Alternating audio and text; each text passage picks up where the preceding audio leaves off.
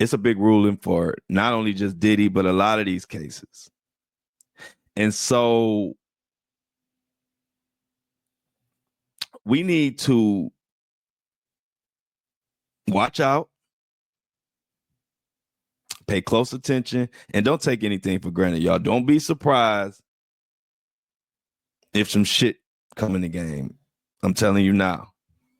Because when you got money and power, they're going to throw everything against the wall until it sticks. But we're going to be right there. So we're going to get into Jay-Z. It's a whistleblower that is telling all kind of shit about Jay-Z and R. Kelly. His name is Ronnie Bo. I guess that's his name. I don't know if that's his alias he going by because he don't want to get killed. But Ronnie Bo, whatever his name is, has said a lot of shit. And on top of that, Tony Busby has came in. Jay-Z got a lot of heat on his ass right now, y'all. Like, seriously. And if you haven't noticed, Jay-Z has been much quieter lately.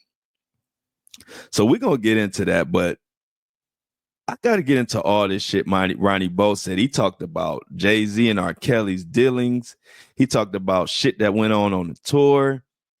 He talked about Jay-Z being with underage girls just like R. Kelly, damn near with R. Kelly.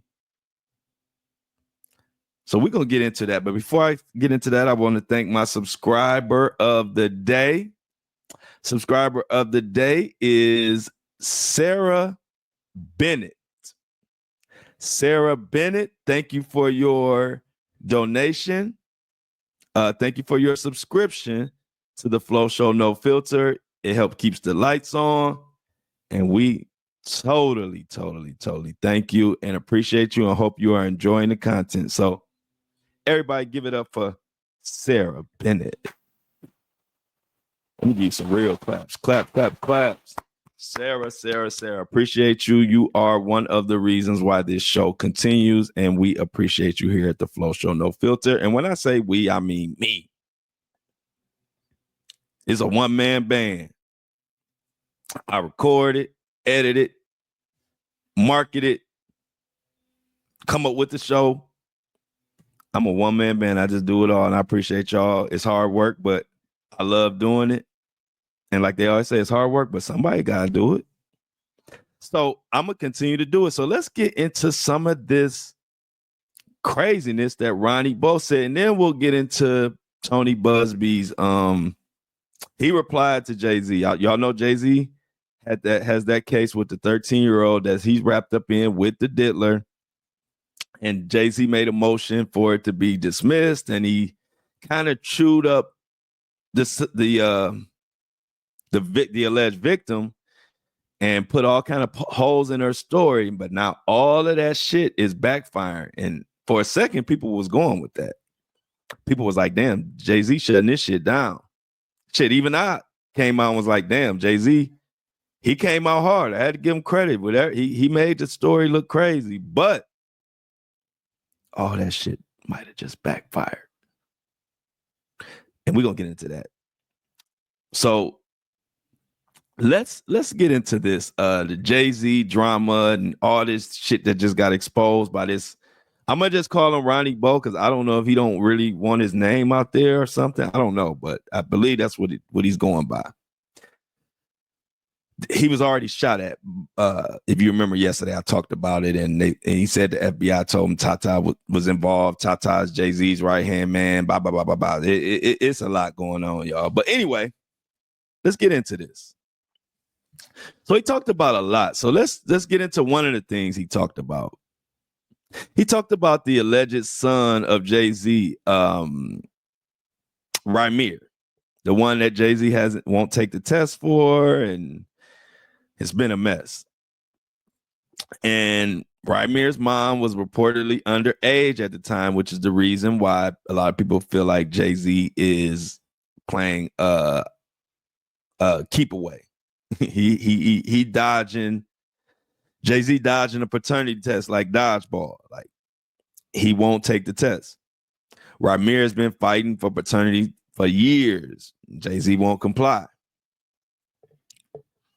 But to make things even murkier, Ramir's mother died under mysterious circumstances after going public with the claim that Jay-Z was the father.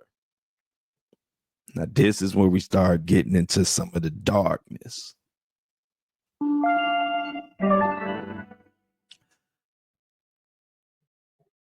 And this is, let's not forget that Jay-Z's history with rumors and ties to young artists like Foxy Brown, whispers. It's a lot of shit going on, y'all, which is why I talk about as much as I can on here. But if you go to my Patreon, I can say more. It's literally no filter at all. So, but let's get into this right here, right the fuck now. So let's shift gears to R. Kelly. Now, we all know R. Kelly is a controversial figure, but there's more to this story than meets the motherfucking eye. Now, while in jail, R. Kelly allegedly told his fellow inmates that he's being punished by the industry for refusing to comply with certain rules. Now, this is the alleged witness, Ronnie Bo, or whatever you want to call himself. He served time with R. Kelly. So these are conversations that he claimed he had with Kels. Now, while in jail, R. Kelly allegedly told a few inmates that he's being punished by the industry for refusing to comply. Now, what rules did he not comply with? Well, let's get into that. Now, according to R. Kelly, the music industry operates like a secret society with contracts signed in blood and sacrifices in order for you to be successful. Now, R. Kelly been spilling the beans, according to this witness. This is brand new info, y'all. This is not some old shit being redug. This witness is going around doing interviews on all the top YouTube blogs right now. So he even compared this situation to the biblical sacrifices, saying that if I had continued to do what they wanted, he would have never been in prison. This is R. Kelly telling the inmate. Now, whether you believe him or not, it's clear he thinks his downfall was orchestrated because he wouldn't play along with the elites and powers that be. Now, does this not bring up a broader topic? The alleged dark practices of the entertainment industry. Y'all remember Cat Williams brought this shit out? He was one of the first people. Even before he said it, I was telling people on TikTok that the downfall of Hollywood was coming. And my day ones, they will tell you. I said it 2023, like the end of 2023. Cat Williams said it. Kanye West said shit. Many celebrities have hinted at the same thing: sacrifices, secret rituals, and a system designed to control its stars. Now, Cat Williams famously called out these practices in an interview, claiming he was blacklisted for refusing to conform. Now, similarly, R. Kelly and others suggest that the industry demands allegiance to certain agendas. And y'all know those agendas. I don't have to list them. They got to do with your sexuality, violence, and more. Now, this is the point where if you step out of line, if you're R. Kelly and you step out of line from these agendas, it can cost you fucking everything: your freedom, your money, your brand. Now, whether it's true or just a conspiracy theory, it's fascinating to think about. It's fascinating to think about the level of control that these quote unquote gatekeepers have. And it's all getting spilt the fuck out now. And I'm happy about it. Because everybody been knowing about this shit for years. People would talk about it, but it never really got legs. Now 2024 to 2025, people not going for that shit no more. And so we can't talk about the music industry's alleged dark side without mentioning your boy, Diddy, and his connection to Jay-Z. This is all coming from this interview by Ronnie Bo. The two have long been rumored to share more than just business relationship. Some claim they are part of that same secret society brotherhood, and their rise to power wasn't by chance. It was from these relationships. So take, for example, Diddy's infamous freak-off parties. People who attended said the vibe was strange. They said it was weird. And they said those who didn't comply with the expectations were immediately blacklisted.